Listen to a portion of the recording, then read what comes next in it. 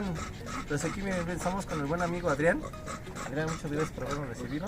Estamos aquí en su Wilder. La verdad es que ya ahí verán el detalle de todo lo grandioso que él tiene de Sarracenias.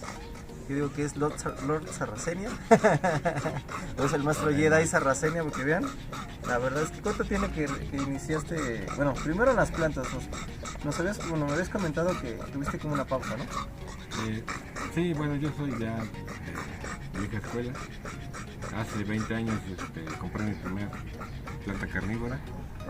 De ahí tuve una pausa, me casé y después pues regresé en el último mundano y ya pues regresé de lleno y de empezar con una, dos plantitas pues hasta tener variedad. Todas las que ven.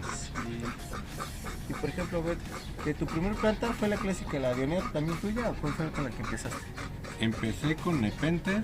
Una nepentes, ¿no? Hace 20 años, cuando era muy complicado comprarlas. Tenerlas, ¿no? Y no había mucha información de cómo mantenerlas. Las tenía en peceras, se mantenían muy bien, pero pues después las dejé a cargo de alguien más y pues murieron, como suele pasar. Pasaban a mejor vida. Pasaron a mejor vida. Muy bien. Y bueno, por ejemplo, de tus plantas, por ejemplo, bueno, tienes bastantes favoritas, pero por ejemplo, de la que más, digamos, que tienes como un sentimiento especial. Pues serían mis favoritas son una, pues de las primeras con las que regresé al hobby, que sería esta. Para muchos es muy sencilla, es una morey. Esta fue una adquisición en el último mundano. La verdad es que esa vez en el mundano a lo mejor habrá tenido como unas 10 plantas, de las cuales me sobreviven como unas 3, 4, pero esta es una de ellas. Y la verdad, de ser plántula, pues ya están de buen tamaño. Muy bien. Y por ejemplo, entonces, ahorita en este tiempo, ¿qué será? ¿De cuántos años tienes que hablamos de que volviste y empezaste otra vez nuevamente por Pues del mundano para acá, yo creo que debe ser como 3 años. Sí, más o menos 3 años. De 3 años para acá pues uno se hace vicioso de las carnívoras y busca uno siempre la que no tiene, y cuando uno voltea ya tienes más de las que creíste haber tenido en un año o 2. Exacto, y ahora platícanos, ¿por qué Sarracenia? ¿Por qué el género Sarracenia dijiste, ese le voy? Y bueno, ya sabemos que fuiste decidido fuerte y claro, porque pues tienes un bueno. Pues, entre las plantas, la Sarracenia siempre ha sido como una planta de obsesión mía, porque todavía son, pero en mi tiempo eran muy caras adquirir una planta Sarracenia. Mis condiciones también que tengo de invernadero se prestan mucho para cultivar Sarracenia, y me gusta mucho la variedad que hay entre las formas, los tipos, tamaños, colores. Entonces se vuelve una obsesión cuando, si eres team Sarracenia, de tener la mayoría de las formas de Sarracenia que hay en el mercado, ¿no? Claro, y por ejemplo, ahí tocaste un punto muy importante, los precios. Si hablamos, ¿cuántos años más o menos dices cuando tú empezaste a ver Sarracenias? Pues desde el inicio, cuando las empecé a ver, pues hace 20 años. ¿Hace 20 años? Y las que conseguían fácil, o digamos que estaban más a disposición, eran las purpúreas. Ajá. Y una purpúrea pues era ultra cara tener una de esas, ¿no? ¿Cuánto te costaba más o menos en ese tiempo? ¿Qué medio recuerdas? A lo mejor unos, no sé, 500 pesos, pero que estaba hablando, o sea, sí era bastante considerable, ¿no? Sí, la diferencia ahora que bueno, ya sean por lo mismo de que ya somos bastantes cultivadores, bastantes personas que ya nos dedicamos a las plantas carnívoras, que no solo a veces se convierte uno en coleccionista, sino que a veces del mismo hobby tratamos de hacerlo crecer vendiendo y comprando, ¿no? Se vuelve más accesible, al final cuando hay más cultivadores pues lo vuelves accesible. Y aparte, si uno le gusta el hobby, también quiere que más banda tenga disponible tener una planta, aunque sea barata. Todos vendemos plantas porque cultivamos, dividimos, y este hobby es un hobby caro. Entonces, para sostenerlo, pues a veces tienes que dividir algunas plantas, venderlas y comprar la que no tienes.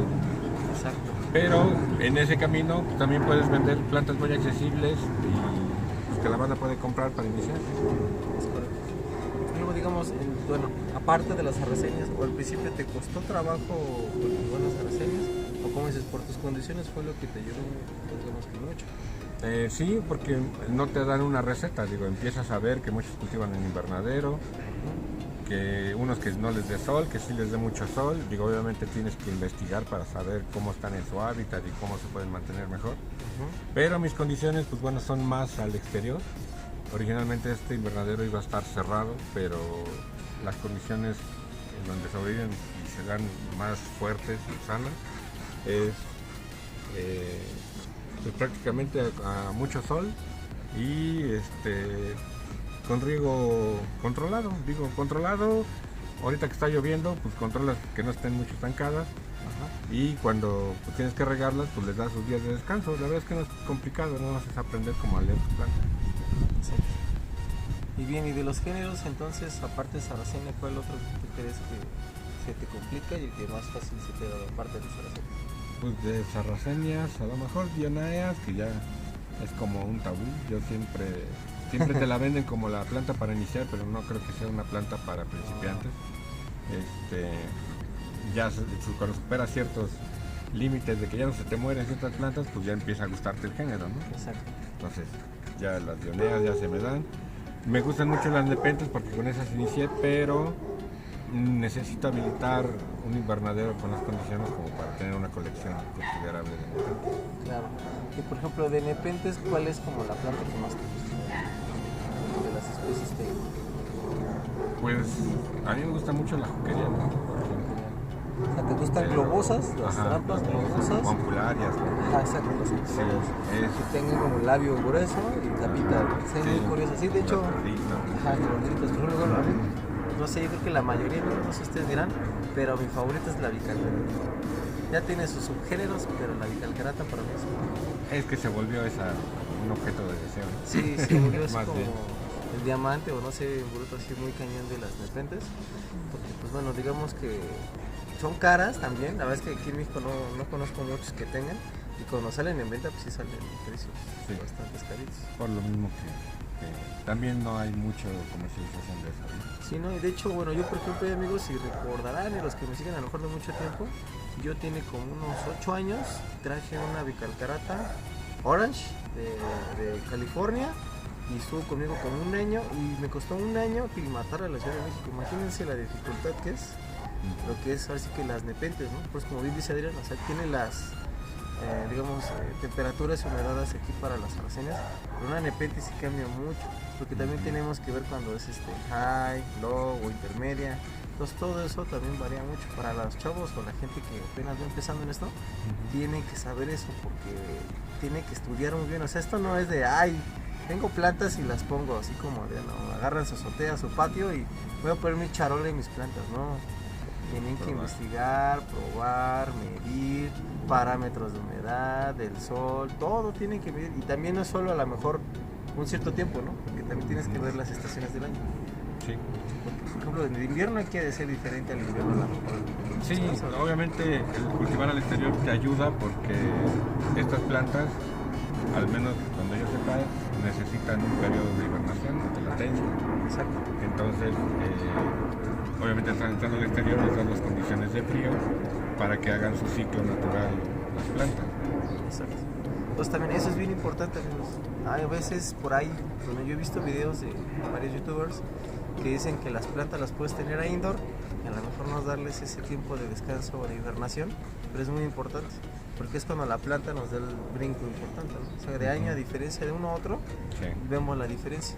Entonces sí es bien importante, o sea, pues nadie les diga que no, que cultiven a indoor, ¿no? Pero ese es el tema donde entraríamos. Y desgraciadamente habiendo mucha información, todos los cultivadores, el que diga que no están haciendo, pasamos por un periodo de aprendizaje donde se nos mueren las plantas.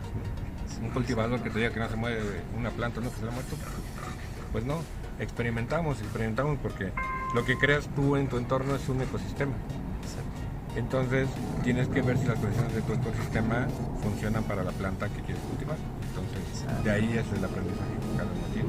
Por ejemplo, ahorita que tocas ese tema, ¿tuviste una época en tu tiempo en que has cultivado una baja así, en la que dices, no, se me murieron muchas plantas, o no sé, una decaída en la que dijiste, pues, que te detuviste, te desanimaste y dejaste un poco las plantas caladas?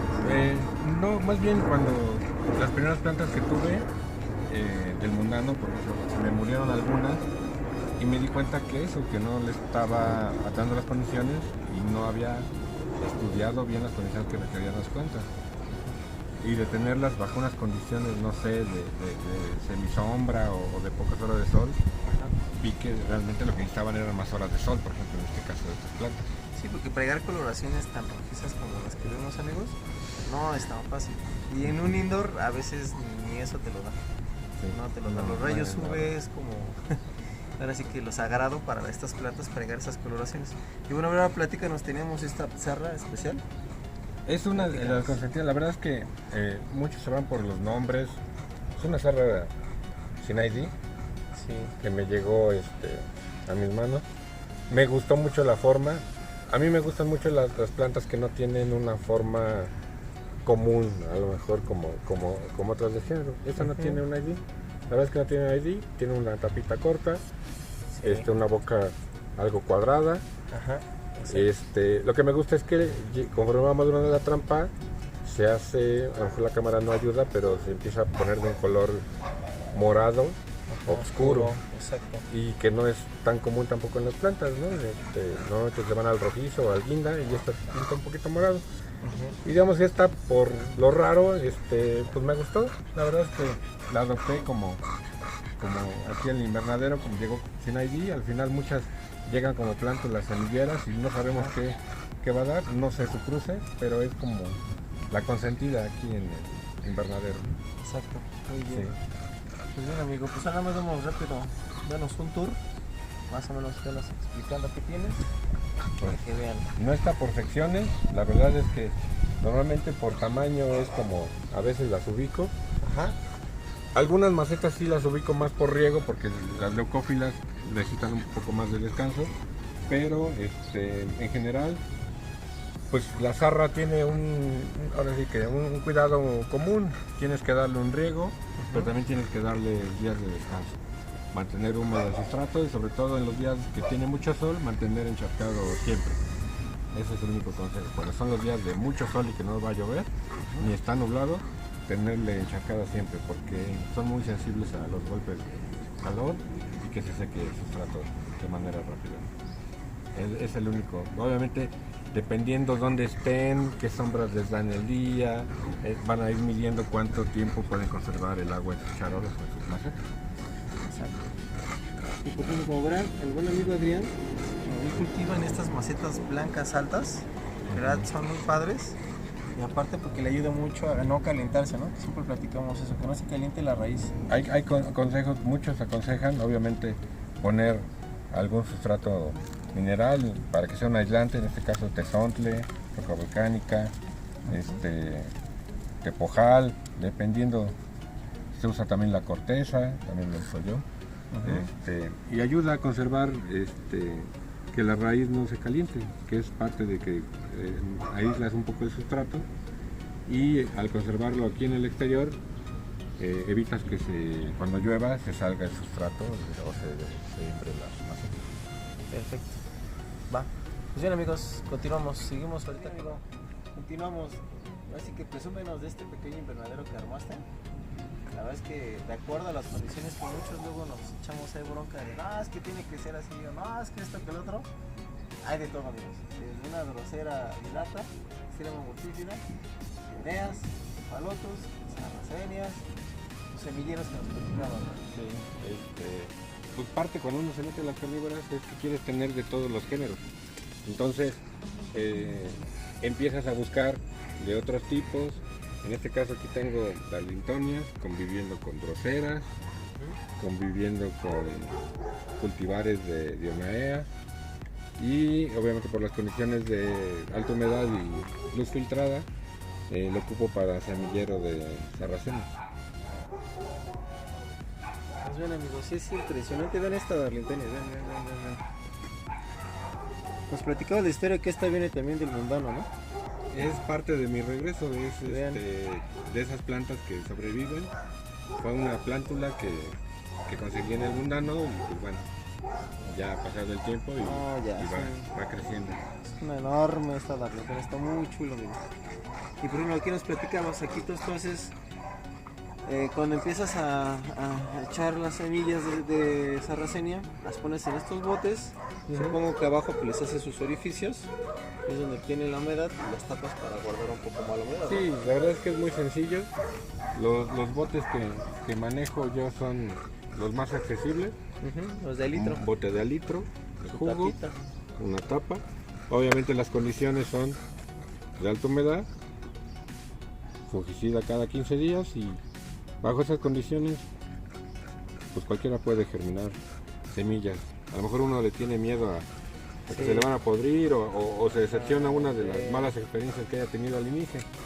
La verdad es que es prueba y error y condiciones de las semillas. Uno invierte en semillas para tener más variedades, pero también nos topamos con que hay veces que las semillas por alguna razón no son infértiles o tienen mucho tiempo de haberse cosechado y pues la tasa de germinación a veces es cero, pero el chiste es no decepcionarse y pues, continuar y la verdad es que cuando ya tienes ejemplos de éxito pues ya te sigues y ya no paras. Ya no para, sí, porque la verdad tienes bastantísimas aquí semillas ya germinadas de plantuelas. Yo me imagino que has de tener, no sé si ya al 1000 o más, porque sí son bastantes botecitos, bastantes semilleros, ya nomás. La mayoría, los 3 de BCP, ¿no? Nos decías. Empecé con semillas de BCP y después pues, con cualquier cultivador. Empecé también cultivando de famosos mix de Christian Klein. Y aquí últimamente también semillas de gaonas, algunas, y de Bari, que son con los que empecé. Entonces, y de ahí pues ya algunos otros cultivadores ya de experiencia y importadas tiempo. y Sí, demás, exacto. pero bueno, ya uno cuando le agarra pues ya le empiezas uno a invertir un poco más, pero Exacto. sí, ya obviamente traes mejores especies y mejores semillas. Exacto, sí, ¿no? Y ya te vuelves más selecto, ¿no? Sí. En tu caso que eres coleccionista, en este caso uno se vuelve más selecto, ya se va por plantas más específicas, o en dado caso, como dices, ya tienes plantas grandes y empiezas a hacer tus cruces selectos. Exacto. Haces tus cruces selectos y ya vas más por algo que tú andas Sí, buscando. ahorita bueno, estamos en el proceso, yo obviamente uno empieza como coleccionista y ya el paso para convertirse en un cultivador, pues bueno, es que germines las semillas y otra que ya tú obviamente hagas tus cruces y coseches tus propias semillas. Exacto. Entonces estamos parece que vamos en ese proceso, camino, sí. pero realmente con las miras de un coleccionador, la verdad es que uno quiere tener más plantas de diferentes géneros y especies y la verdad es que yo germino plantas porque primero quiero tener mis especímenes y los demás pues, ya estarán a la disposición de la banda, ¿no? Sí, exacto. ¿Y has pensado, por ejemplo, en algún cruce que te salga especial selecto, que digas, te gusta mucho, como por ejemplo la planta especial que tienes, que le quieras poner a lo mejor tu apellido o tu nombre? Pues yo creo que ese es el sueño de todos los cultivadores, ¿no? Ponerle un nombre a una planta. En México, pues obviamente muchos se van con la idea de cómo registrarlas y demás, pero también he visto que simplemente es un cruce que te gustó y es diferente a los demás y le pones el nombre aunque sea local y la vas nombrando, ¿no? A lo mejor no está registrado, pero pues obviamente quieres poner el nombre. Pero es un proceso de años, al final es ir probando, tener ejemplares de buena calidad y de ahí hacer pruebas de cruces y desgraciadamente tienes que esperar 2 o 3 años para ver las características de una planta, ¿no? Y de ahí decidir si vale la pena hasta ponerle un nombre. Exacto. Muy bien amigos, pues bien, la verdad es que como ven aquí el buen amigo Adrián tiene una colección muy padre, la verdad muy pocos años a comparación de otros. La verdad es que tiene una colección muy padre, tiene plantas muy geniales. Y bueno, por último, Adrián, ¿qué le dirías a los buenos amigos que van empezando en este hobby? ¿Qué consejo les darías?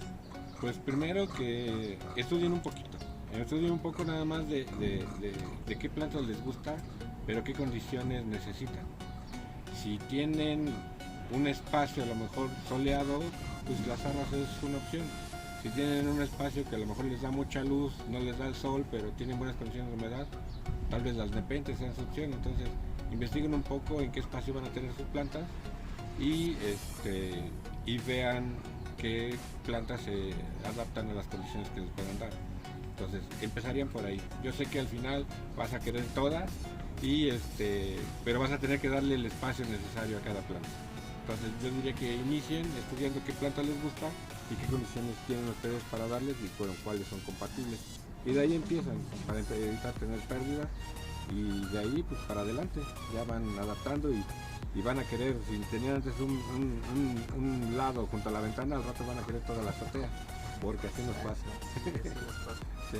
Pues muy bien amigos, entonces cualquier cosa con el amigo Adrián, él está mucho en el grupo de Plantas Carnívoras México, él anda publicando ahí seguido Adrián Casillas, servidor. anda buscando ahí, quien anda buscando algo de él, que tenga, ahí anda publicando mucho él. Igual cualquier cosa, pues podemos ayudarles ahí a contactarlo. Si no hay preguntas. Facebook, exacto. Es que él sigue continuamente, semanalmente, él anda publicando lo que anda sacando y tiene unas plantas muy buenas. Entonces, amigos, ya saben. Gracias por un video más, gracias Adrián por habernos permitido estar en su invernadero. La verdad es que es un gustazo estar con cultivadores así como él, la verdad es que tiene una calidad de plantas muy padres.